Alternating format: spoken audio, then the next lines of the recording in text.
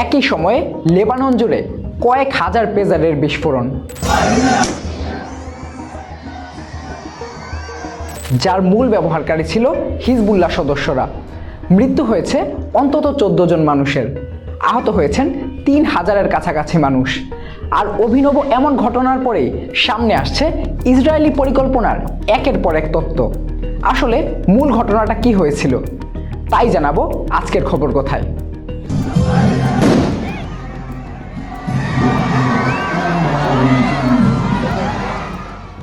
গেল 17 সেপ্টেম্বর মঙ্গলবার লেবাননের রাজধানী বৈরুত এবং আরও বেশ কয়েকটি শহরে একযোগে বিস্ফোরণ হয় কয়েক হাজার পেজারের। এরপর গতকাল বৈরুতের দক্ষিণ উপকণ্ঠে ও দক্ষিণের টায়ার শহরে আবারও ঘটে বিস্ফোরণ। পেজারগুলো মূলত হিজবুল্লাহ সদস্যরা নিজেদের মধ্যে যোগাযোগ রক্ষার কাজে ব্যবহার করত। ঘটনাটা ভালো করে বুঝতে হলে আমাদের আগে বুঝতে হবে এই পেজার যন্ত্রগুলো আসলে কি। পেজারের এই যন্ত্রগুলো কিন্তু আসলে আমাদের স্মার্টফোনের মতোই যোগাযোগ করার একটি যন্ত্র। তবে আমাদের স্মার্টফোন যতটা নতুন প্রযুক্তিতে করা সেগুলো কিন্তু ততটা নতুন নয়, বরং এগুলো অনেক পুরনো প্রযুক্তির। পেজারের মাধ্যমে এক পেজার থেকে আরেক পেজারে মেসেজ পাঠানো যায়, আর মেসেজটি আসার সাথে সাথেই পেজারে বিপ করে একটি শব্দ হয়, যে কারণে একে বিপার্সও বলে। এরপর পেজারের যে স্ক্রিন আছে সেই স্ক্রিনে দেখতে পাওয়া যায় যে মেসেজটি পাঠিয়েছেন সেখানে আসলে কি লেখা ছিল। তবে এখন সাধারণভাবেই একটি প্রশ্ন এসে যায়, আধুনিক এই প্রযুক্তিতে এসে হিজবুল্লাহ সদস্যরা কেন পেজার ব্যবহার করছিল? মূলত হিজবুল্লাহর সদস্যরা আগে সেলফোনই ব্যবহার করত। তবে কয়েক মাস আগে তারা সিদ্ধান্ত নেয় যে আধুনিক এই প্রযুক্তিতে তারা যদি সেলফোন ব্যবহার করে তবে ইসরায়েলের যে গোয়েন্দা সংস্থা আছে অর্থাৎ মোসাদ তাদেরকে খুব সহজেই হ্যাক করে ফেলতে পারবে, অর্থাৎ তাদের সেলফোনের নিয়ন্ত্রণ নিয়ে তাদেরকে ট্র্যাক করতে পারবে।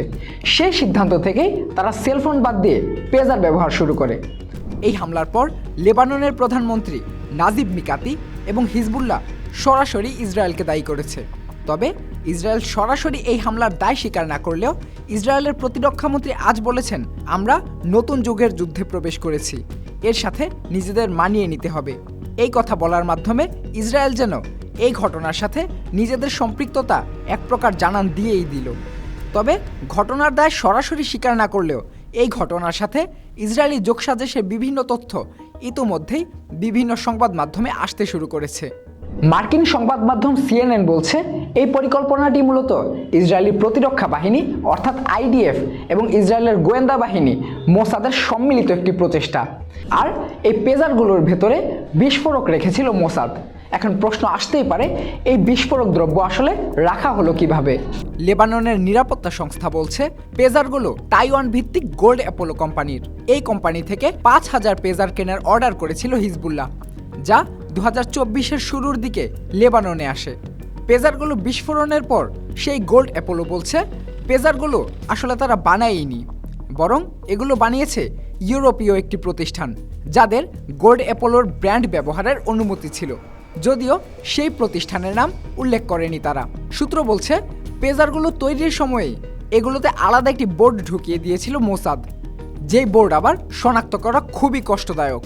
সেই বোর্ডগুলোর মধ্যেই অন্তত 3 গ্রাম করে বিস্ফোরক উপাদান ছিল, আর বোর্ডগুলোতে ছিল সাংকেতিক বার্তা গ্রহণের ক্ষমতাও, অর্থাৎ পাসওয়ার্ড দেওয়ার মতো একটি বিষয়। ধারণা করা হচ্ছে বিস্ফোরণের আগে সেই বোর্ডগুলোতে পাঠানো হয়েছিল সাংকেতিক বার্তা, যেই বার্তা পেয়ে সক্রিয় হয়ে বিস্ফোরিত হয় পেজারগুলো। এছাড়াও এ ধরনের গুপ্ত হামলা ইসরায়েল বা মোসাদের জন্য এবারই কিন্তু প্রথম নয়।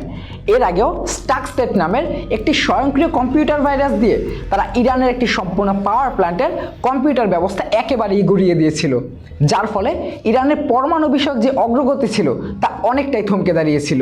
তবে হিজবুল্লাহর উপর এরকম আকস্মিক হামলার ফলাফল ঠিক কোথায় গিয়ে দাঁড়াবে তা এখনও অজানা। বিশ্লেষকেরা মনে করছেন, এটি হিজবুল্লাহর বিরুদ্ধে ইসরায়েলের সর্বাত্মক যুদ্ধ ঘোষণার পূর্ব ধাপ।